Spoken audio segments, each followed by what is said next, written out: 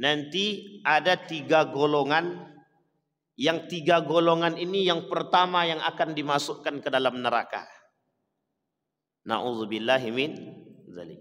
Ada orang yang dibilang begitu tertawa dia. Jadi berarti dia berharap betul itu. Awwalu thalathatin yuqda yaumal qiyamah. Ada 3 golongan kata Nabi.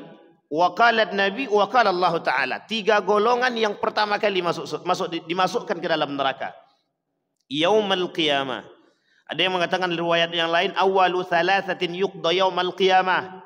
Dalam riwayat yang lain dikatakan awwalu thalathatin yadkhuluna an-nar.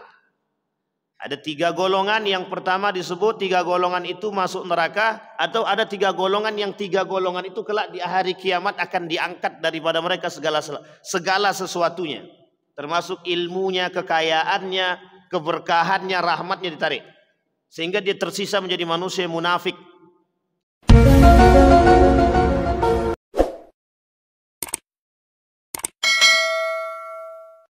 A'udzubillahi minasyaitonir rajim. Bismillahirrahmanirrahim.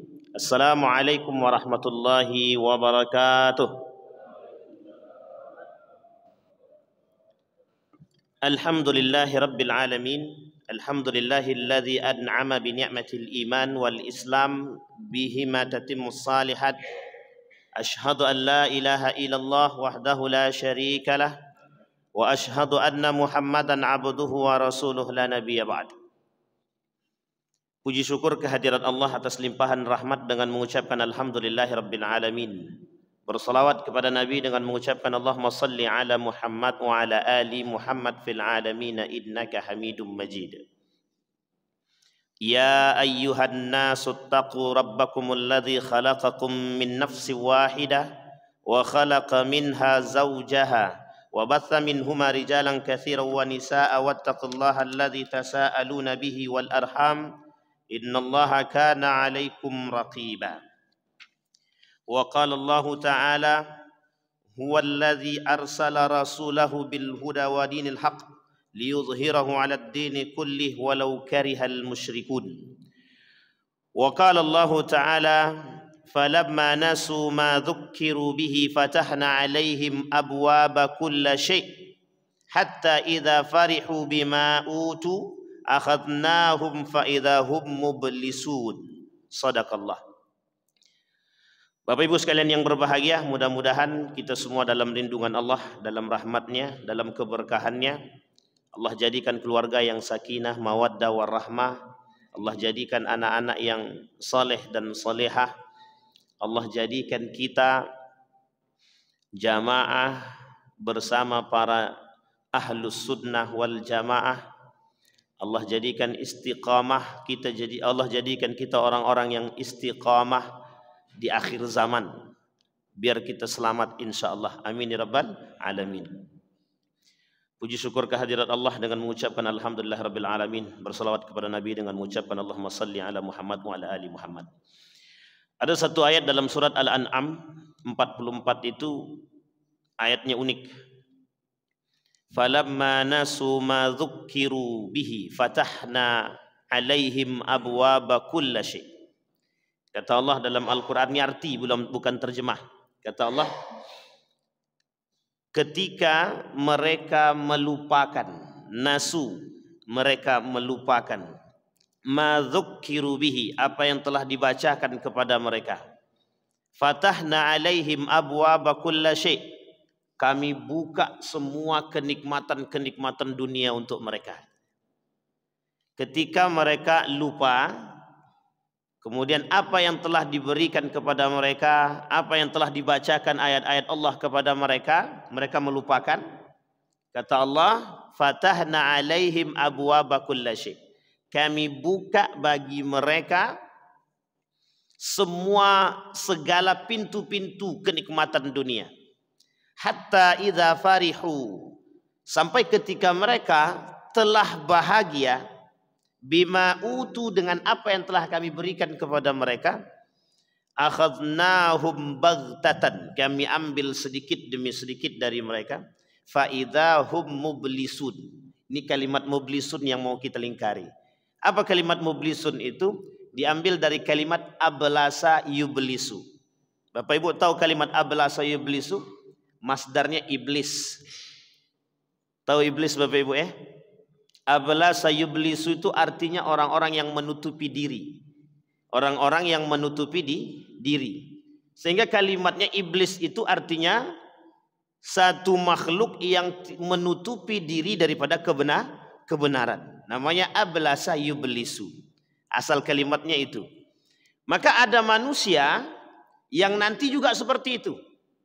Tapi ini tidak usah mengkaitkan kemana-mana. Tapi memang ada manusia kelak yang memang mereka bersifat seperti iblis. Karena Allah yang menyebutkan faidahum mublisun. Mereka orang yang tertipu. Mereka orang yang menutup diri. Siapa mereka? Yang di dalam Al-Quran disebut sebagai kalimat mereka yang sudah melampaui batas. Yusrifun. Kenapa mereka yusrifun? Dengan apa mereka yusrifun? Yusrifuna bid dunia. Mereka melampaui batas dalam urusan dunia. Mereka tertutup dirinya dari kebenaran. Mereka yang menutup dirinya daripada kebenaran dan menolak yarfudunal haq. Mereka menolak kebenaran itu. Mereka tutup diri mereka, tapi mereka tolak. Sehingga dalam salah satu hadis qudsi, dia ada hadis qudsi itu yang disampaikan oleh Allah. Nabi yang mengucap, tapi kalimat itu datang dari Allah Subhanahu wa taala. Kata Nabi, wa qala an-nabi sallallahu alaihi wasallam wa qala Allah taala. Awwalu thalathatin yuqda yaumal qiyamah. Nanti ada 3 golongan. Yang 3 golongan ini yang pertama yang akan dimasukkan ke dalam neraka. Na'udzubillahi min dzalik. Ada orang yang dibilang begitu tertawa dia. Jadi berarti dia berharap betul itu. Awwalu thalathatin yuqda yaumal qiyamah. Ada 3 golongan kata Nabi. Wa qala Nabi wa qala Allah taala. 3 golongan yang pertama kali dimasukkan ke dalam neraka. Yaumal qiyamah. Ada yang mengatakan riwayat yang lain awwalu thalathatin yuqda yaumal qiyamah. Dalam riwayat yang lain dikatakan awwalu thalathatin yadkhuluna an-nar. Ada 3 golongan, yang pertama disebut 3 golongan itu masuk neraka, atau ada 3 golongan yang 3 golongan itu kelak di hari kiamat akan diangkat daripada mereka segala sesuatunya. Termasuk ilmunya, kekayaannya, keberkahannya, rahmatnya ditarik. Sehingga dia tersisa menjadi manusia munafik. Yang tersisa pada dirinya adalah an-nifaq. Munafik. Yang pertama siapa mereka? Yang pertama, orang yang pertama itu disebut sebagai alim. Fayuqalu alim. Dia ada 3. Yang pertama qari, mujahid, mutasaddaq. Qari'un, orang yang menganggap dirinya qari, alim, orang pintar, mengaku pintar. Ini bukan pintar, mengaku pintar. Mengaku alim. Mengaku ya Bapak Ibu ya, mengaku. Mengaku baik. Mengaku pintar, mengaku alim, mengaku saleh, mengaku paling baik. Ini kalimatnya begitu dalam hadis Nabi. Qari, mengaku paling pandai baca Quran. Itu qari. Yang kedua, mujahid. Orang yang menganggap dirinya sudah paling berjihad. Sudah paling bagus jihadnya. Sudah paling mantap. Nanti akan kita sampaikan itu. Dan itu terjadi pada masa Nabi Muhammad sallallahu alaihi wasallam. Kemudian al-mutasaddaq atau al-mutasaddiq. Orang-orang yang mensedekahkan hartanya, mengaku yang paling dermawan. Ghurwah. Mengaku yang paling banyak hartanya dan selalu mengatakan bahwa semua hartaku sudah aku berikan untuk infak sedekah. Betulkah begitu? Betulkah apa yang mereka katakan itu sejalan dengan apa yang mereka perbuat? Betulkah yang mereka buat itu sejalan dengan apa yang dikatakan oleh Allah dalam Al-Quran? Betulkah mereka sandarkan nisbahkan kepada Allah? Kata Said Hawa. Said Hawa ini seorang ulama besar. Dinukil oleh Profesor Dr. Haji Yunahar Ilyas dalam kitabnya Aqidah. Said Hawa menulis 20 macam tanda pembatalan syahadat. Dalam kitab Al-Wala' wal Bara' ada di bab yang kedua, kalau tak salah, ada namanya pembatalan kalimat la ilaha illallah. Kalimat-kalimat la ilaha illallah. Ketika manusia melakukan sesuatu bukan karena Allah, itu dalam kitab tersebut masuk dalam kategori kufur. Jadi kalau dia kufur, berarti dia sudah batal la ilaha illallahnya. Waduh, itu berat itu, Pak. Ketika kalimat itu disebut sebagai kufur, maka dia keluar seketika itu, batal seketika itu kalimat la ilaha illallah. Tiada Tuhan selain daripada Allah. Ketika mereka melakukan hal demikian, kata Said Hawa, secara tidak langsung mereka sedang membatalkan syahadat mereka. Ini berat, Pak. Kalau kajian ini agak berat sedikit. Masa iya kita sekali saja kita bersedekah untuk mendapatkan sesuatu, langsung dicap sebagai kufur. Berarti tak ada gunanya kita beramal soleh, itu tak ada gunanya. Itu kalimat dalam bukunya begitu. Nah, nanti kita tinjau betulkah begitu. Apakah sama kita seperti orang kafir atau keluar betul kita daripada Islam? Nanti kita lihat bagaimana pandangan para ulama. Kita masuk yang pertama. Kata Nabi, kata Allah adalah yang pertama adalah qari fayuqalu alim. Orang alim fayuqalu alim. Orang yang menganggap dirinya alim dan pengen disebut alim. Ditolong perhatikan baik-baik. Ini berbeda alim betulan dengan orang yang pengen dipanggil alim, itu beda. Nanti di mana yang membedakannya kita tinjau. Apa kata Nabi? Apa kata Allah? Fayuqalu alim fima ta'allamta. Kata Allah, di mana engkau belajar? Wa aina qara'ta al-Qur'ana? Di mana engkau baca Quran itu? Qala qara'tu fika al-Qur'an. Aku baca Quran karena engkau ya Allah. Aku belajar karena engkau ya Allah. Wa ta'allamtu fika al-ilma. Fa yaqulu Allah ta'ala kadzabta. Allah bilang, ini dalam hadis kursinya begitu. Allah kata, kau berbohong. Coba. Allah yang bilang, kau berbohong. Jadi Bapak Ibu, apa yang kita buat ditinjau oleh Allah. Yang paling tahu diri kita adalah Allah, diri kita dan Allah. Tapi kadang-kadang manusia bisa berdusta. Bisa berdusta. Kalau dia jujur pada diri dia sendiri, mesti yang disampaikannya dia jujur. Tapi kalau yang dia sampaikan itu tak sejalan dengan hatinya, berarti mulutnya berdusta. Orang yang dusta begini, itu di akhir itu disebut dengan yuktaba indallahi kadzab. Allah akan selalu tuliskan dia di sisi Allah sebagai pendusta. Allah tuliskan dia di sekeliling Allah itu, dia dianggap dia sebagai seorang pendusta di sisi Allah. Jadi Allah tahunya dia pendusta gitu aja. Kalau dia tak bertobat, Allah pandang dia sebagai seorang pendusta. Kalau dia dipandang sebagai seorang pendusta, maka sebenarnya itu hal yang sangat-sangat menyedihkan. Dalam bahasa lain, orang yang dihinakan dan dibenci oleh Allah. Makanya Bapak Ibu, di akhir zaman itu memang isinya itu memang. Kata Syekh Hasim Al-Ash'ari itu, dalam kitab Risalah Ahlus Sunnah wal Jamaah, itu kata Syekh Hasim Al-Ash'ari, di akhir zaman itu isinya manusia pendusta aja tuh. Jadi kalau kita tidak pandai lihat orang, itu isinya manusia pendusta itu. Akhir zaman. Pertanyaannya, kita berada di akhir zaman atau pertengahan zaman? Gitu. Bapak Ibu maunya pertengahan zaman apa akhir zaman? Akhir zaman apa pertengahan zaman Bapak Ibu? Kami pengennya awal zaman gitu. Jadi nggak datang-datang kiamat tuh gitu. Nggak bisa.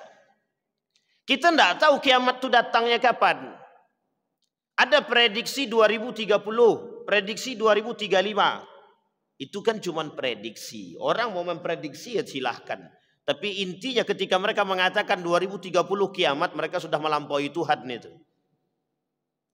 Ada itu video saya dipelintir begitu. Sebenarnya bukan dipelintir karena memang judulnya aja itu yang salah gitu. Prediksi kiamat 2030. Dalam komentar video itu caci maki aja itu. Oh ini Ustadz sesat ini, kata dia. Sudah berani mengatakan kiamat 2030. Padahal cuma prediksi orang. Saya cuma menukil saja. Mungkinkah terjadi? Ya tergantung. Kita lihat keadaan. Kalau semakin banyak iktirab amaratis saat, semakin banyak tanda-tanda kiamat yang disampaikan oleh para ulama, yang disampaikan oleh Nabi dalam hadisnya dan terbukti, bisa jadi. Bisa jadi. Apa contohnya? Orang tak malu lagi berbuat zina di depan umum. Tak malu orang buat zina di depan umum. Tak malu. Dulu orang malu. Keluar itu laki-laki perempuan boncengan orang malu. Kalau sekarang kan tidak. Sudah nikah kalian? Belum. Siapa kalian? Ya ini pacar aku. Orang pun pede-pede aja sekarang. Ini pacarku, kekasihku gitu. Yang itu adalah mereka notabene public figure yang menjadi contoh, dan yang dicontoh pula yang kayak gitu itu. Sekarang saya tanya Bapak Ibu, lebih banyak fansnya Raffi Ahmad atau fansnya Ustadz Mustafa Umar? Loh ini logis, harus kita sampaikan. Coba bayangkan, yang dikiblatkan itu yang mana? Itu yang disebut dunia terbalik itu begitu. Yang difanskan itu yang mana? Roma Irama atau K-pop? Ini anak muda zaman sekarang. Lihat kelakuan mereka itu. Coba. Yang mereka perhatikan apa? Lebih banyak, Bu, mohon maaf, itu fansnya para artis-artis itu. Padahal para artis itu terbuka. Nanti kita sampaikan di situ. Dalam ayat yang tadi kita sampaikan di awal, apa kata Allah itu? Bapak Ibu tahu kenapa para orang, mohon maaf, non-muslim itu kaya dia, semakin dikayakan, tidak miskin-miskin. Padahal mereka tak beriman pada Allah itu. Kita ambil yang lain contoh. Ada para artis itu, mereka datang ke Mekah itu, sampai mereka datang ke Mekah, mereka sholat di depan Ka'bah, balik dari Ka'bah mereka buka aurat itu. Tapi semakin dikayakan oleh Allah. Iya apa tak iya? Semakin usahanya dilancarkan. Pertanyaannya adalah, kalimatnya sederhana dalam Al-Quran. Kalau pengen begitu, lakukan seperti yang dilakukan. Allah akan buka, fatahna alaihim abwaba kulla syai'. Kami buka semua pintu rezeki bagi mereka dari segala macam arah. Cuman ingat kata Allah, akhadnahum baghtatan. Nanti kami ambil sedikit demi sedikit dari mereka. Itu istidraj namanya. Makanya banyak. Mereka selalu menganggap, oh kami. Mereka sudah berangkat itu. Dan mereka melakukan dosa itu. Mereka tahu kok hukumnya. Mereka paham itu. Bukan hanya kefasikan yang terdiri pada diri mereka itu. Tapi lebih daripada itu. Masuk dalam kategori kemunafikan. Nifak. Maka wajar. Hubbud dunia itu yazidun nifak. Cinta dunia bisa nambah kenifakan. Ya, tapi tidak. Kalau orang cinta dunia yang keluar daripada konsep agama. Sampai di sini paham Bapak Ibu ya.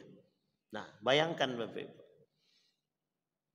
Maka kalimatnya dalam hadis Nabi tadi, yang dalam hadis Qudsi tadi, ada orang-orang yang kemudian ente belajar, ente baca Quran, tapi dianggap oleh Allah sebagai pendusta. Dia kata, aku belajar nih karena Allah. Aku membaca Quran karena Allah. Aku belajar baca Quran karena Allah. Allah sendiri yang bilang fayaqul, kata Allah. Allah kemudian berkata, kata Nabi, kadzabta. Ente dusta, kata dia. Dusta.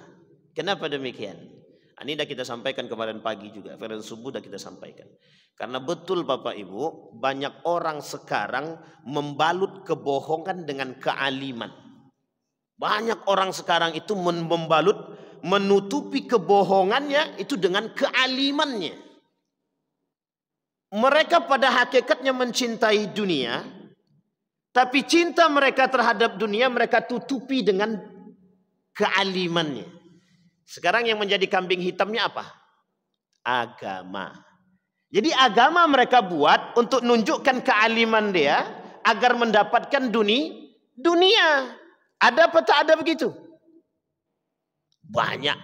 Bukan tak ada lagi, banyak. Kau salat tahajud? Iya, salat tahajud. Kau belajar? Iya. Aku lulusan dari A, B, C, D disebutkan semua. Alim? Mungkin dipandang manusia alim. Kata Allah, fima, kemana engkau berikan kealimanmu itu? Aku menjadi alim karena Allah. La, kata Allah. Kadzabta. Ta'allamta al-ilma wa qara'ta al-Qur'ana liyuqalu aliman. Kau cuman pengen dipanggil orang alim.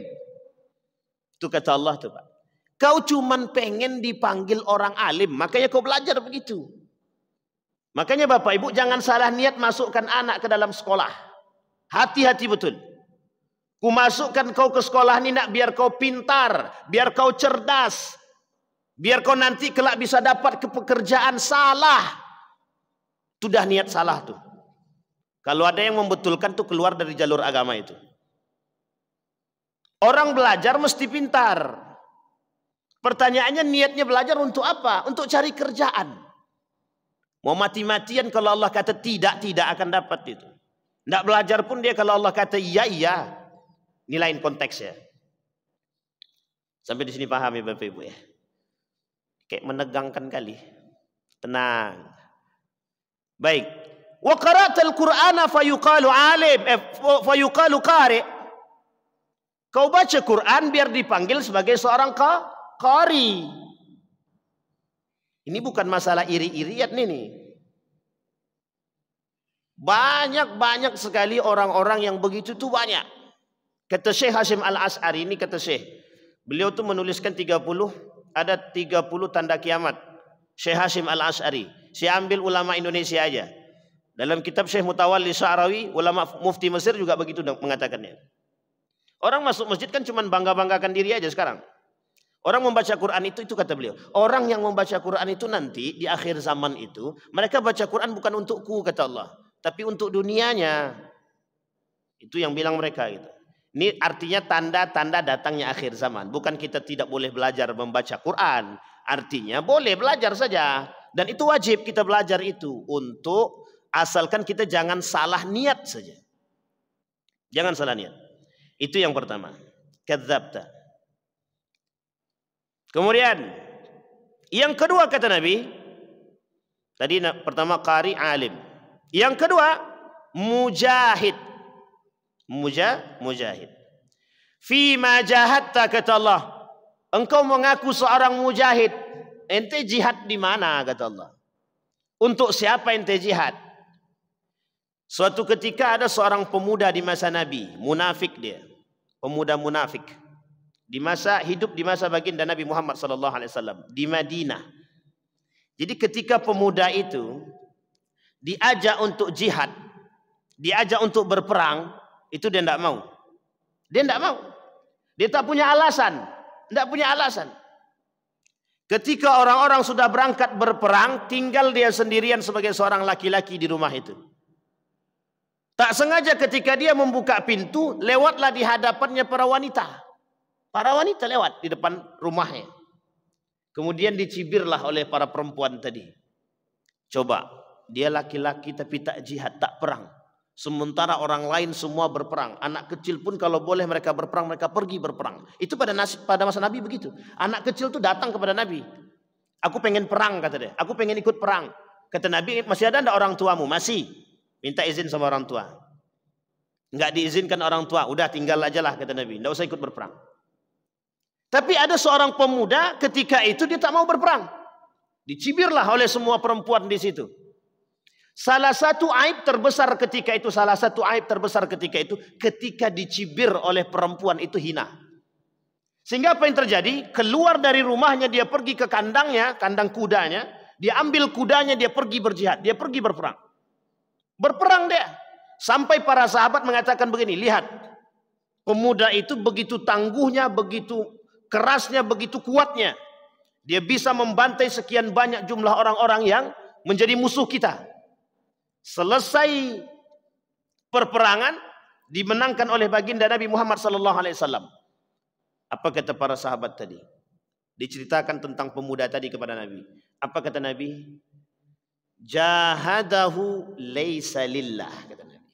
Dia berperang bukan karena Allah. Coba Nabi tahu dari mana? Tapi Nabi pasti tahu. Dia berperang bukan karena Allah. Dia berperang karena takut dihinakan. Dia berperang karena takut dicaci dan dimaki. Dia berperang karena takut rendah harga dirinya atau direndahkan. Dia berperang karena takut diremehkan. Bayangkan Bapak Ibu, banyak manusia yang mengaku berjihad di hadapan Allah pada masa Nabi saja, dan mereka ternyata berjihad bukan karena Allah. Jihad kita sekarang, bagaimana cara kita bisa membantu saudara-saudara kita di Palestina, itu yang pertama. Apa jihad kita? Jihad kita memboikot produk mereka sampai saat ini. Jangan pernah berhenti. Sekarang pertanyaannya, ada enggak orang-orang yang sudah kami sudah boikot, merasa paling baik dalam pemboikotan? Oh, kami sudah berjihad ABCD. Kami sudah membantu dengan ABCD. Yang paling merasa berjihad dengan itu. Kemudian Allah kata, kadzabta, ente dusta. Jahadta laisa li fayuqalu mujahid. Ente berjihad cuman pengen dipanggil seorang mujahid. Karena ente jihad bukan karena aku, kata Allah. Allah yang bilang begitu. Ente mendidik anak, jihad. Ente memberikan pendidikan terbaik kepada anak, itu jihad. Ente pergi cari nafkah, kata Allah. Pergi cari nafkah untuk anak dan istri, jihad. Mati di tengah jalan masuk surga, Pak. Masuk surga. Ada orang tua seorang ayah. Pertanyaannya adalah, mereka betul kerja untuk Allah atau tidak? Mereka betul mendidik anak karena Allah atau tidak?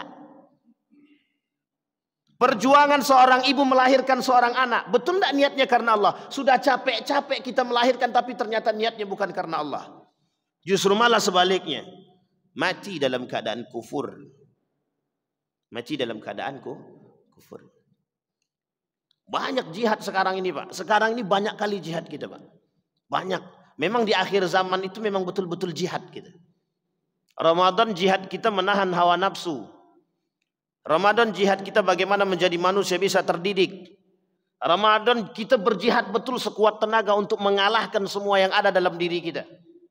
Ramadan mengajarkan kita menjadi manusia untuk merasakan bagaimana rasanya hidup menjadi seorang yang tak berkepemilikan. Kita berpuasa di siang hari, itu pelajaran bagi kita bagaimana merasakan orang-orang yang tak mampu itu berpuasa. Itu jihad, melawan diri kita. Maka kalimatnya dalam syair itu sederhana. Asyaddul jihad, jihadul hawa. Seberat-berat itu memang jihad melawan hawa nafsu. Itu yang paling berat. Berat kali. Apalagi, mohon maaf itu. Bentar lagi kan masa-masanya. Berat, Pak, melawan hawa nafsu itu berat. Korupsi tidak, korupsi tidak. Jihad lawan hawa nafsu itu. Mencaci tidak, mencaci tidak. Itu jihad melawan hawa nafsu. Menggibah tidak, menggibah tidak. Itu jihad melawan hawa nafsu. Boikot tidak, boikot tidak, boikot tidak. Apa jawaban orang-orang yang tidak pengen memboikot itu? Produknya orang Indonesia tidak lebih bagus daripada produk mereka. Produknya Indonesia tidak lebih murah daripada produk mereka. Sehingga mohon maaf itu, Pak, masih banyak itu di antara kita yang mengaku berjihad itu, yang mengaku membantu. Postingannya Palestina, tapi makannya minumnya di Starbucks. Coba lihat itu yang dikecam itu di berita viral itu, dikecam seorang perempuan itu, yang difotokannya Starbucks di depan Ka'bah. Bapak Ibu jangan salah paham. Di samping Masjid Nabawi itu ada KFC dan McD masih buka itu. Itu samping Masjid Nabawi itu. Di samping Masjid Nabawi, di belakang, mohon maaf, di belakang, pintu 33 kalau salah, 333 kalau salah. Gerbangnya. Itu masih buka itu, McD dan KFC-nya buka. Sampai seorang pemuda dari, mohon maaf, seorang pemuda dari Pakistan, apa dia kata? Kami capek-capek, kami berjuang untuk mengatakan kepada dunia boikot produk Israel. Kalian malah antri di sini minum. Begitu ya, Pak. Dan itu viral itu videonya itu.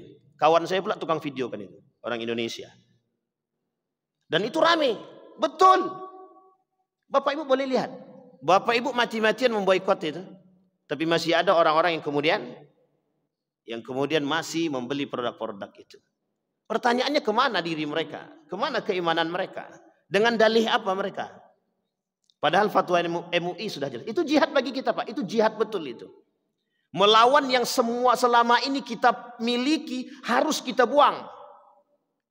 Sampai ada yang mengatakan begini, tidak ada lagi yang kami miliki, susah cari barang-barangnya gitu. Terpaksa kami, di mana letak terpaksanya itu? Bapak Ibu mandi tanpa sabun bersih atau tak bersih? Bersih-bersih aja kan? Masih banyak produk sabun yang lain daripada produk Unilever itu. Bapak Ibu kami punya kelompok waktu di Yogyakarta. Itu begitu sulitnya memperjuangkan bagaimana memberikan pemahaman kepada masyarakat untuk bisa makan di tempat warung pedagang kaki lima. Ketimbang harus masuk ke dalam mall itu. Itu susahnya bukan main. Susahnya bukan main. Akhirnya kami buat gerakan itu dengan para mahasiswa-mahasiswa, kami suruh mereka datang.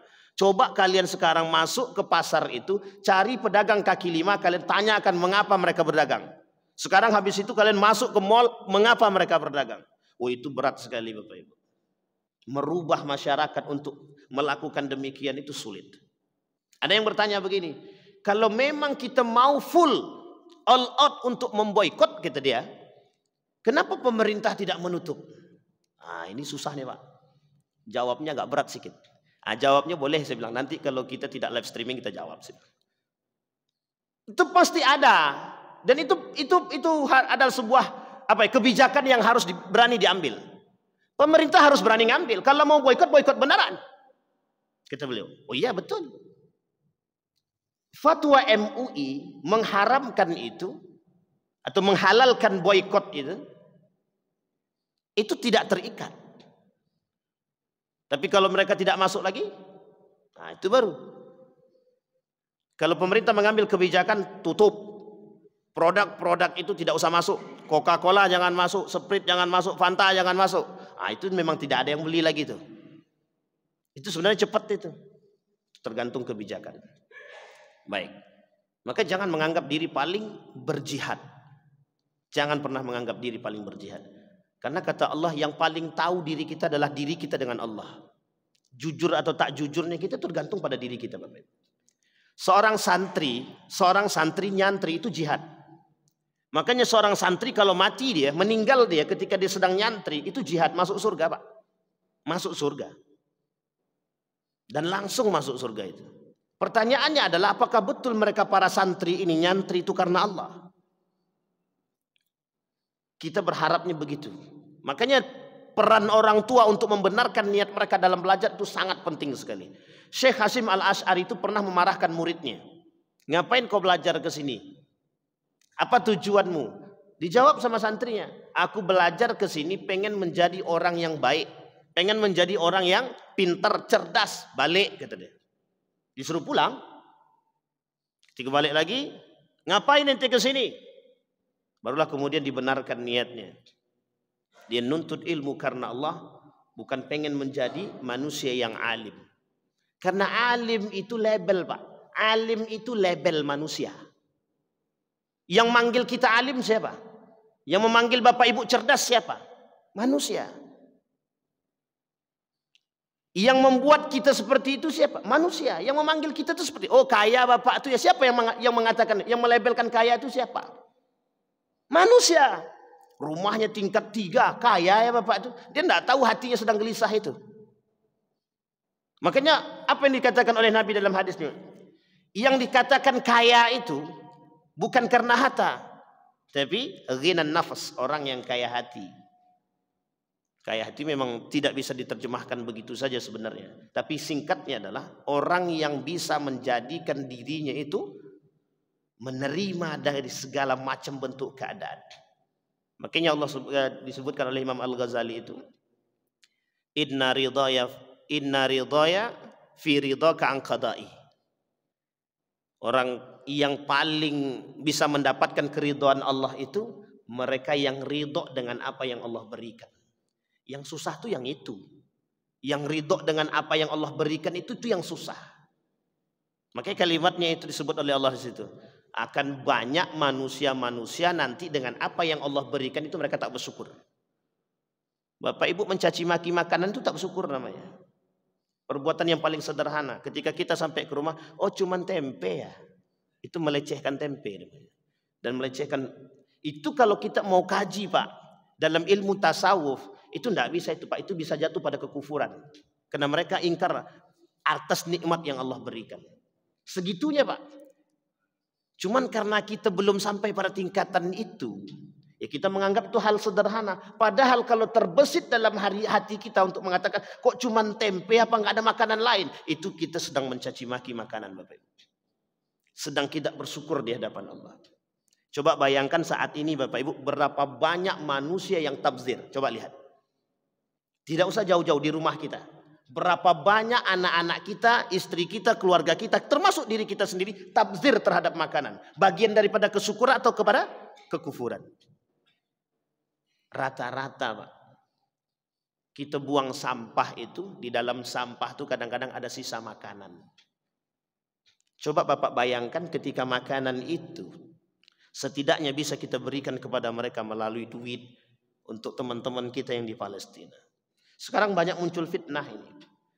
Fitnah-fitnahnya berbagai macam sehingga merubah pola pikir masyarakat agar tidak mau membantu Palestina itu banyak sekarang. Oh, Israel dengan satu lagi apa nama lawannya, Hamas. Israel dengan Hamas itu berperang bukan karena Palestina, bukan karena ini, bukan karena itu. Itu cuci otak namanya Pak. Agar kita tidak mau membela Palestina. Banyak begitu sekarang. Coba Bapak bayangkan.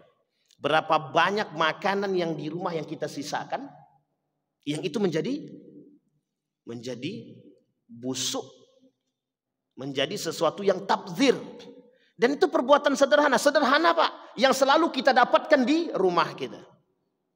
Tidak di luar-luar. Apalagi ketika kita makan di luar. Makan warung makan.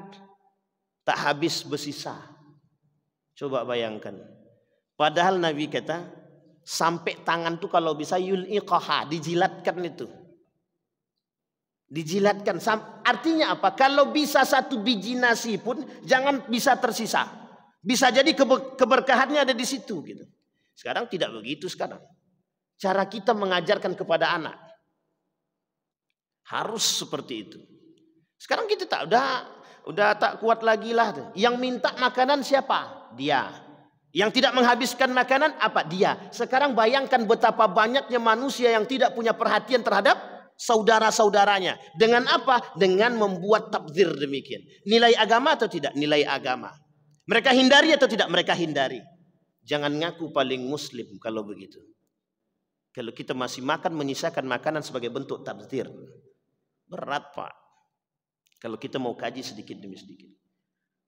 Siapa yang masih sering buang sampah sembarangan? Bagian daripada itu apa tidak? Jihad Pak. Jihad kita melawan tangan kita nih. Melawan setan yang ada dalam diri kita. Buang tak sampah nih. Kadang kita buang sampah sembarangan saja. Kita tak tahu dampaknya Pak. Coba bayangkan ketika orang datang ke rumah kita. Lewat di depan rumah kita dia buang begitu saja. Pernahkah kita berpikir? Tidak pernah. Yang kita pikirkan bagaimana perasaan kita saja. Diri kita saja. Tanpa berpikir tentang orang lain. Pendidikan Pak. Baik. Yang ketiga kata Nabi. Dalam hadis Nabi yang ketiga. Kata Nabi yang ketiga, al-mutasaddaq atau al-mutasaddiq. Orang yang menganggap dirinya paling dermawan. Orang yang menganggap dirinya paling dermawan. Apa kata Nabi? Apa kata Nabi? Fima tasaddaqta. Ente sedekah kemana? Ente sedekah untuk siapa? Qala umirtu bis sadaqah fi sabilik. Aku sedekah ini untukmu ya Allah. Aku sedekah ini untukmu. Apa kata Allah? Wa taqulu lahu malaika kadzabta. Kemudian Allah dan malaikat mengatakan ente dusta. Ente dusta. Tetapi ente berinfak bukan untukku. Ente berinfak agar dipanggil seorang yang dermawan. Ente berinfak bukan untuk aku, ente berinfak untuk dunia. Ente berinfak untuk mendapatkan pujian. Ente berinfak untuk mendapatkan panggilan. Panggilan apa? Nah, itu nama aku tuh. 1,5 juta hamba Allah. 15 juta, oh Ridwan. Sampai sini paham Pak ya? Ada orang-orang yang berinfak, bersedekah, membantu, niatnya memang bukan karena itu. Niatnya pengen mendapatkan gelar sebagai seorang yang dermawan. Itu yang paling banyak di akhir zaman. Artinya apa? Orang kayak gini, orang yang 3 poin ini, itu kelak yang pertama kali dimasukkan ke dalam neraka. Itu dalam hadisnya begitu. Awwalu thalathatin yadkhulun nar. 3 golongan yang akan pertama sekali masuk ke dalam neraka. Kira-kira terbayang atau tidak terbayang oleh kita? Kalau kita seperti itu, cepat-cepat tobat. Cepat-cepat kita tobat. Karena kalau dia bertobat, illal ladzina taba, kecuali mereka yang bertobat, wa amana wa amila salihah, kecuali mereka yang bertobat, kata Allah, yang beriman dan melakukan amal saleh. Jadi kunci taubat itu ada 3, Pak. Kalau dia sudah bertobat, maka dia beriman. Setelah beriman dia harus amal saleh. Jadi kalau taubat saja, aku bertobat kepada Allah, tapi mencuri tetap juga. Tapi besoknya dia tobat lagi. Namanya tomat. Tobat maksiat. Tobat maksiat. Tapi tak ada masalah. Lebih baik daripada tidak sama sekali. Tapi kalau bisa jangan begitulah. Gitu. Kalau bisa ya yang tobat yang beneran. Gitu. Tapi manusia tidak ada yang tahu. Setiap hari bisa bermaksiat. Ya betul. Bisa saja. Tapi pertanyaannya kan sebelum dia bermaksiat dia bisa berpikir itu.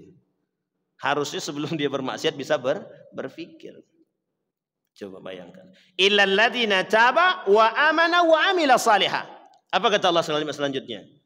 Ulaika yubaddilullahu sayyi'atihim hasanat wa kana Allahu ghafurar rahima, kata Allah.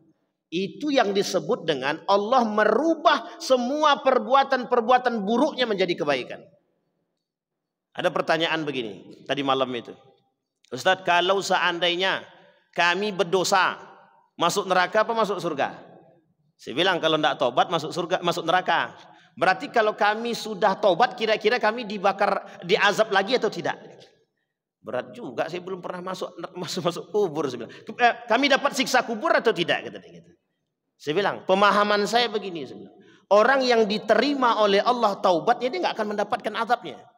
Orang yang diterima oleh Allah taubatnya dia tidak akan mendapatkan siksaannya. Pertanyaannya adalah, ketika mereka sudah taubat tapi masih disiksa, kira-kira adil apa tak adil?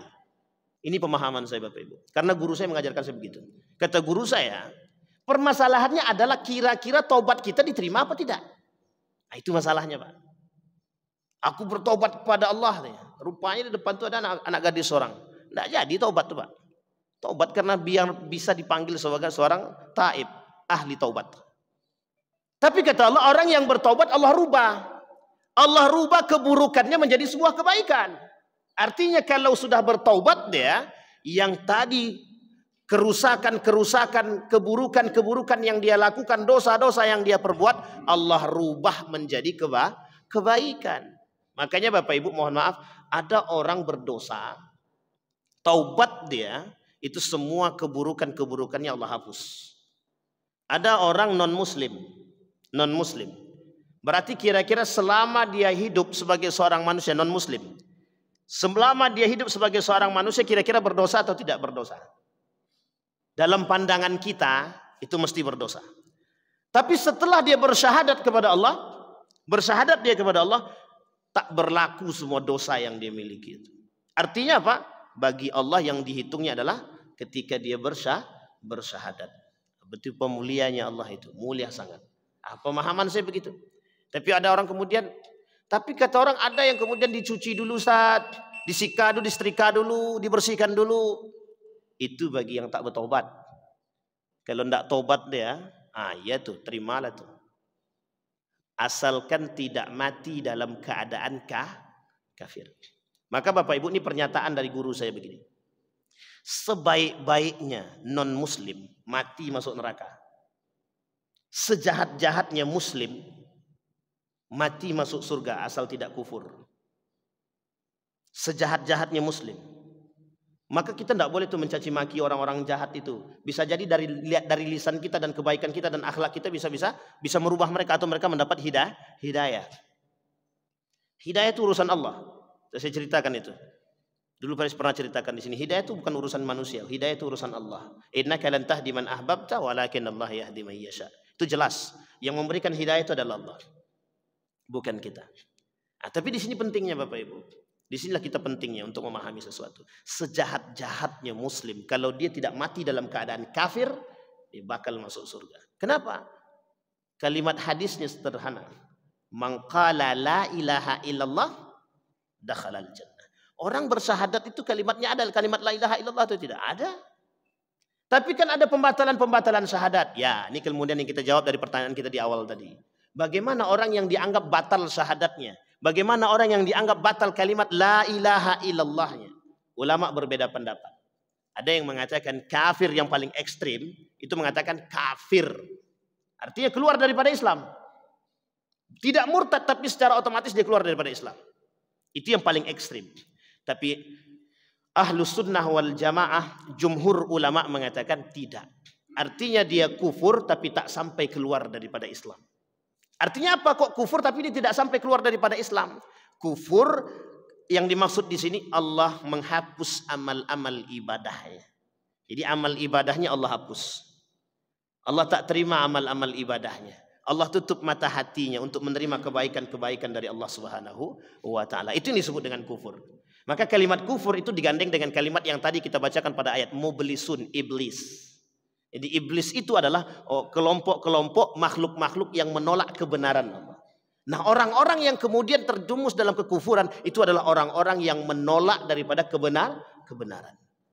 Jadi Bapak Ibu sekalian yang berbahagia, kira-kira orang seperti itu masuk neraka atau surga? Itu jelas Allah masukkan ke dalam neraka. Cuma bisa enggak dia masuk surga? Itu tergantung rahmatnya Allah Bapak Ibu. Tergantung rahmatnya Allah. Jadi kita masuk surga ini karena apa? Karena amal ibadah. Tidak hanya itu. Karena rahmatnya Allah. Kita ini tidak tahu Bapak Ibu. Kita ini bisanya menilai orang saja. Oh, saya kira abang tuh alim lah. Kita tidak tahu. Banyak itu ceritanya zahir sekali kata Imam Al-Ghazali dalam kitab Kasyifatul Qulub itu jelas. Ahli ibadah dia di hadapan manusia ternyata dilarang, malaikat dilarang oleh Allah untuk menuliskan namanya di dalam catatan amal baik. Berarti apa gunanya dia menjadi orang alim? Fayukhalu aliman. Dia beribadah hanya untuk dipanggil sebagai orang alim. Nah, yang paling kita harus hati-hati saat ini Bapak Ibu, yang saya mengajak Bapak Ibu untuk berpikir dan cerdas saat ini adalah menimbang segala sesuatu itu dengan akhlak, iman dan akhlak. Karena saat ini di akhir zaman itu yang paling banyak yang akan tersisa, kata Syekh Hashim Al-Ash'ari ketika dia menukil daripada hadis Nabi tadi, orang pintar, alim, soleh itu diangkat secara perlahan. Arti diangkat itu dimatikan secara perlahan. Maka yang tersisa juhal. Yang tersisa juhal. Orang bodoh yang mengaku alim. Itu yang tersisa. Sehingga ketika ada orang bodoh yang menjadi alim, mengaku alim, maka yang terjadi apa kata Nabi dalam riwayat yang lain? Kata Nabi dalam hadis yang lain, maka mereka akan mengantarkan kita kepada ad-du'atu ila abwabi jahannam. Mereka akan mengantarkan kita kepada pintu-pintu neraka jahanam. Berat atau tak berat? Jadi yang kita butuhkan saat ini apa? Iman cerdas. Jadi kecerdasan kita diukur dengan keimanan. Kecerdasan kita diukur dengan akhlak. Kecerdasan kita diukur dengan adab. Pintar tapi tak beradab itu mesti akan menghancurkan. Pintar tapi tak beriman itu mesti menyesatkan. Tapi kalau yang paling penting adalah iman, cerdas dengan keimanan, cerdas dengan akhlak. Kata Syekh Hashim Al-Ash'ari dalam kitabnya itu, ta'addab qabla an tata'allam. Belajar itu penting, tapi beradab sebelum belajar itu jauh lebih penting. Saya kira itu saja. Mudah-mudahan bermanfaat bagi kita semua. Sebelum itu kita berdoa kepada Allah. Maka ada satu nasihat yang disampaikan oleh Allah dalam Al-Quran itu, fawailul lil musallin alladzina hum an salatihim sahun wa yamna'unal. Itu kalimat Allah sampaikan di dalam Al-Quran. Alladzina hum yura'una wa yamna'unal ma'un. Kalimat ini selalu dijadikan penasihat nasihat dalam kehidupan kita. Kenapa demikian? Karena kelak di akhir zaman itu yang paling banyak muncul kata Nabi. Kita berdoa kepada Allah, semoga apa yang kita pelajari hari ini, yang kita dengar hari ini mudah-mudahan bermanfaat dan ada berkahnya bagi kita dan keluarga. Kemudian kita doakan untuk kesembuhan Bapak Abdul Ghafar bin Bonadi. Dan kita doakan saudara-saudara kita yang sakit Allah sembuhkan. Kita doakan saudara-saudara kita yang sempit rezekinya Allah lapangkan. Kemudian kita doakan saudara-saudara kita yang ada di Palestina, Allah berikan jalan keluar terbaik bagi mereka, Allah istiqamahkan mereka dalam menjaga diri mereka dan agama mereka. Kemudian kita semoga menjadi manusia-manusia yang istiqamah dalam berjihad melawan hawa nafsu, bisa istiqamah dalam kebaikan, bisa istiqamah dalam keberkahan Allah Subhanahu wa taala.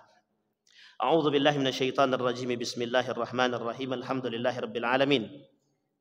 قل صدق الله فاتبعوا ملة إبراهيم حنيفا صدق الله ومن أصدق من الله قيلا صدق الله ومن أصدق من الله حديثا يا حي يا قيوم يا فتاح يا عليم يا عزيز يا غفار يا رب العالمين. اللهم صل على محمد وعلى آل محمد في العالمين إنك حميد مجيد. اللهم اغفر لنا ذنوبنا وكفر عنا سيئاتنا وتوفنا مع الأبرار. اللهم فقهنا في الدين وعلمنا التأويل. اللهم فقهنا في الدين وعلمنا التأويل. اللهم انصر من نصر الدين واخذل من خذل المسلمين. اللهم أعدنا على ذكرك وشكرك وحسن عبادتك يا حي يا قيوم يا فتاح افتح لنا أبواب البركة. اللهم رب الناس أذهب البأس اشف لجميع مرض المسلمين والمسلمات والمؤمنين والمؤمنات برحمتك يا أرحم الراحمين. أنت شافي لا شفاء إلا شفاؤك شفاء لا يغادر سقما ولا ألما. اللهم اجعل تجمعنا تجمعا مرحوما واجعل تفرقنا من بعده تفرقا معصوما. ربنا آتنا في الدنيا حسنة وفي الآخرة حسنة وقنا عذاب النار والحمد لله رب العالمين. السلام عليكم ورحمة الله وبركاته.